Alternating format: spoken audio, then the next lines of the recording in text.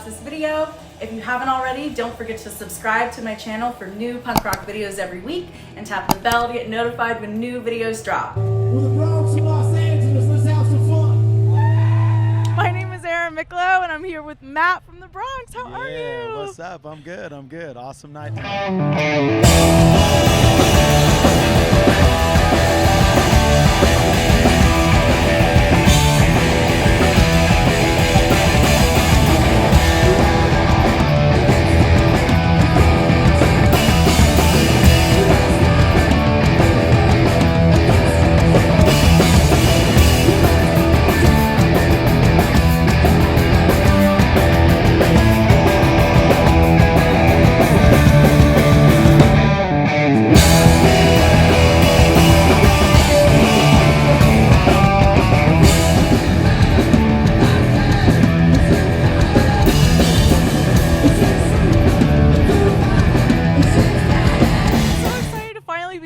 I've seen you play a few times over the years, and you know, tonight was no different. Your sets are always so energetic. Thank you, thank you, thank you. I want to know, how do you have a voice right now after screaming like that? Like, what are your, you know, like rituals that you do? Years of abuse, years of abuse. No, I just, you know, I mean, I've been singing a long time. I've been fortunate enough to be doing this for a while, so I have my own little regimens, but lucky enough, I think I got a little bit of scar tissue and some calluses, so you know, my throat seems to hold up, you know, pretty decently for a punk rock band. For sure, for sure. I remember years back I had a vocal coach, and like I played her, like, I think it was The Unseen, and she was like, you can't sing like this, it's gonna, and I was just like, it's gonna hurt, it's gonna hurt your vocal cords. Yeah, for sure. Everybody's different, you know, but I learned a long time ago, you know, you kind of, as like unpunk as it might be, you know, you got to listen to your body, you got to look after your own instrument and all that stuff. So, you know, I consider myself a somewhat of a professional when it comes to that realm. I love what I do, and I try to take it seriously. Yeah, you have to. I remember reading a comment on my YouTube a while ago. They're like, you don't drink water and eat salads. That's not punk. But like you said, it's like when you're going, you have to take care. Yeah, fuck those people. You know, like it's all good. Like, this is my life, you know, like, and I love singing. So I don't want to suck. You know, like, I want to be good at it. So it's like I take it seriously. It took me a long time to figure it out. I'll be honest with you. The first 2 records of the Bronx, I was just a mess.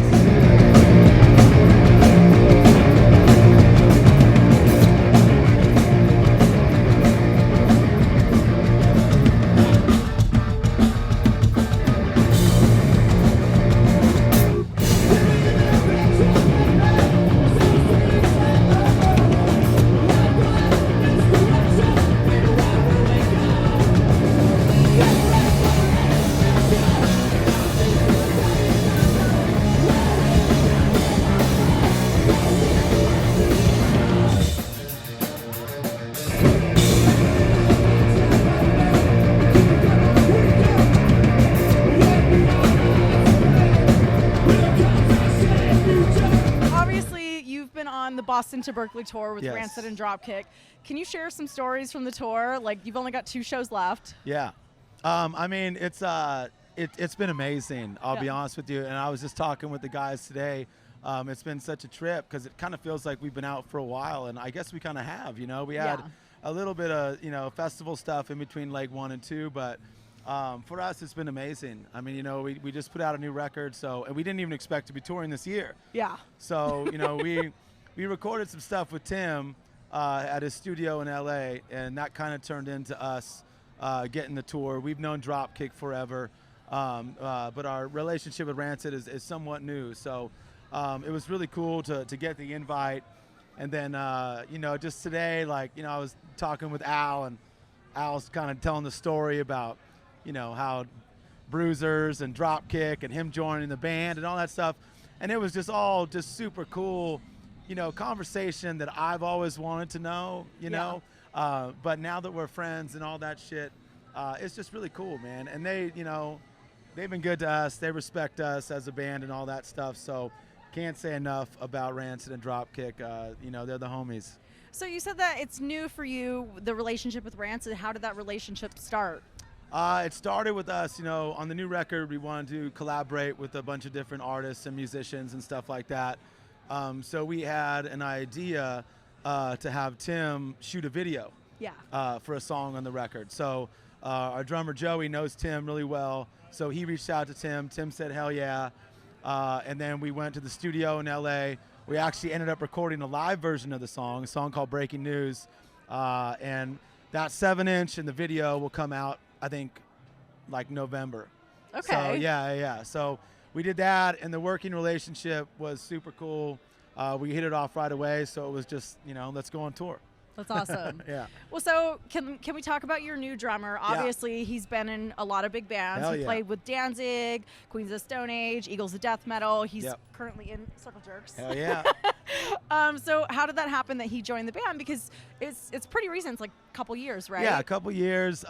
Joey's been a good friend for a while.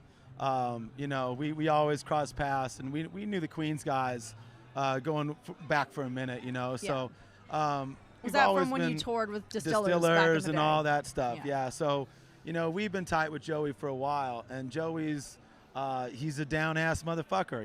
It was like, we've been lucky with drummers in the band, and when we needed someone to step in, I called Joey, and he was working with someone at the time. He's a busy guy, but he was like, fuck yeah, I want to make this happen. So it ended up lining up, the stars aligned, and we had him out with us for, probably like a year or two touring wise before it was time to be like, hey, let's make a record, So now he's, now it's official, we got him on record, and the new record kicks ass. Joey kicks ass, so it's all good. So your previous drummer before him plays in Social Distortion. Yeah. And obviously he still plays with Mariachi El Bronx. Yeah. So what happened? Why did he depart from the Bronx? Well, so Dave Hidalgo and his brother Vincent Hidalgo, who plays guitarone in Mariachi El Bronx, I grew up with those guys. Yeah. Like, they're Whittier guys. I'm a Pico Rivera guy. So we've known each other forever. Yeah. And, Dave's main gig is Social Distortion, so it was never about trying to take that away from him. You know, it was just like, hey, do you want to play drums in El Bronx? We got these things coming up, and and Dave's he's a down-ass motherfucker. So Dave is one of the, best drummers on the planet. So his spot was always temporary. Yeah.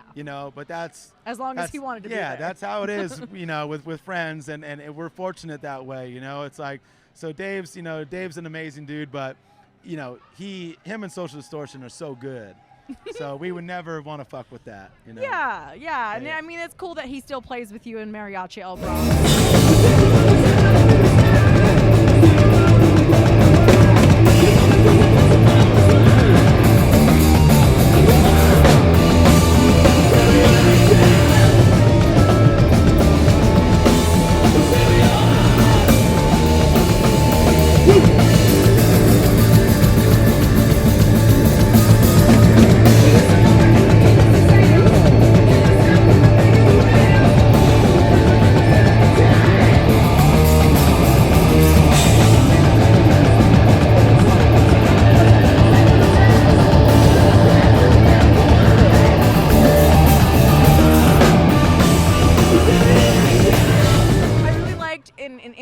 I read that you did, you talked about how it was like, you did something, I think it was for Fuse TV. Yeah. And they were like, oh, play acoustic. And you're like, there's nothing more lame than like a rock band playing acoustic. Punk goes acoustic. I hated those comps. I hate the idea. It's the worst.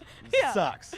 So obviously with that, Mariachi El Bronx was born, which is something completely different but similar. Yeah, that's the Bronx approach. We always want to try to do something creative, try to do something a little different. Growing up in LA, obviously Hispanic culture is everywhere. It's beautiful. I was surrounded by it in Pico Rivera, and the music, the genre is just incredible. There's just a lot of, lyrically speaking, it's really poetic and beautiful and sad and lovely, and all the emotions that it's crazy. All the emotions that I was kind of afraid to hit in punk music opened up for me with mariachi. So. It was really cool that way, and a lot of people thought we were joking in the beginning. They thought they thought we were fucking around. They thought we were fucking around, and then the first record came out, and people were like, "Oh shit," And honestly, it just took off. The second record blew up, We toured, you know, we did Letterman, we did Leno, all that shit. It was crazy. Because it's something really, really unique. I mean, like, you know, the Bronx is amazing and you have so much energy, but like Mariachi El Bronx is like, the fuck? Yeah. Especially, Well, especially you that's being like no, a white guy. Well, no, well, that's what I'm saying. That it's one of those things where I always tell people, like, you know, at a certain point in my life, like going to school and listening to rock and roll and metal and finding punk and hanging out with my friends, at some point you could probably trace how I ended up with a microphone in my hand singing for a punk band. But at no point does it ever make sense that I ended up singing in Mariachi El Bronx. You know, but that was the thing. It was like, it's just, you know, sometimes when you just try to do something different, you know, you fucking strike gold on something that's really cool and that no one's really ever done. And so for us, it was a big breakthrough. Yeah, and it's really cool. I'm trying to think of if I've ever seen Mariachi El Bronx live. Obviously, I've definitely seen videos. So, like, for your guys' outfits, like, The Charo suits, yeah. Where did you get those? Because they look legit. Casa del Mariachi, Boyle Heights, baby, represent. That's the. Hell yeah. I mean, that's the LA. You know, like I spent like 5 weeks in Mexico over the summer, and like, you know, I had been there on short vacations, but I just really fell in love with the culture then. I mean, yeah. And it's like you see it so much in LA now. Yeah, it's like, beautiful. It's very family oriented. That's the one thing I got out of the Hispanic culture as a kid, was the importance of family, and it's something that I just think is super cool. And the Charles suits are so dope. And we set the standard. The Hives got suits after we got Hives. The Hives called us. They said, "Where'd you guys get your suits?" Yeah. We sent them there. Yeah. They're fucking cool. They're I good. mean, those suits are legit. They're good. They're Yeah, legit. yeah. So let's talk about your new album, Six. Yeah. Six is out. Yes. None of your albums have names. They're all just 1, 2, 3, No. 4, 5, 6. Yes, it makes sense that way. There's so much bullshit you got to do in a band. Arguing about an album title just never seemed appealing to us. So, you know, we let the record just live on its own. So can you talk about the making of this album? Obviously, it just came out at the end of August this Yeah. year. So, Yeah, it was supposed to come out. We actually recorded it in 2019, which is insane. Yeah. With Joe Barisi in Pasadena. And, you know, 2020 hit, and we were fortunate enough to have not let it out of the bag yet. So Yeah. we knew that it was going to be fucked if we released it last year. So we decided to wait. And then we kind of put our energy toward the release and collaborating with a bunch of different people and releasing every song as a 7-inch single and kind of making it last the whole year. And it's been really cool. You know, the response on the record is great. People are hyped. You know, we're out here playing and people are singing the new songs already. And That's awesome. yeah, it's cool. So what was the process for you making this album? Do you have like, you know, a routine when you go into the studio, or like, you know, how was it for this? I mean, we're Talking pretty, about it 2 years later. The way No. you made it. I mean, it's kind of the same. I mean, like when it comes to songwriting, like we have like basically anyone who like Ken, Brad, and Joby, they'll generate some songs on either bass or guitar. Yeah. Basic ideas. Like here's a verse, chorus, you know, maybe a complete song on guitar, whatever. They'll send it to me and we'll kind of just like digitally fuck with it back and forth. I got a little home studio, so I'll put like a scratch vocal on something, and then we'll just kind of be like, okay, this is cool. Like, and we'll put it in like the file of like, when we all get in a room together, let's work on this song. Yeah. You know, so it's like stages like that where you go from bare bones and then you all get in a room together and you work on it, and then the song really, really evolves. And then it's just like, okay, let's pick the good ones and record them.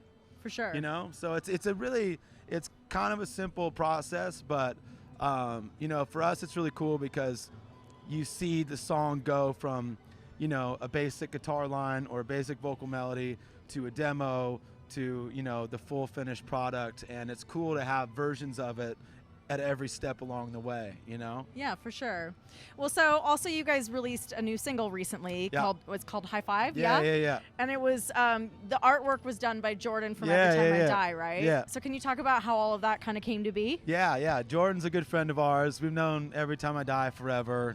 We were label mates on Ferret way back in the day, our first record, and and their first 2 records, I think it was. But we toured together, you know, way back when, early 2000s, and we've been friends ever since. And Jordan's an incredible artist.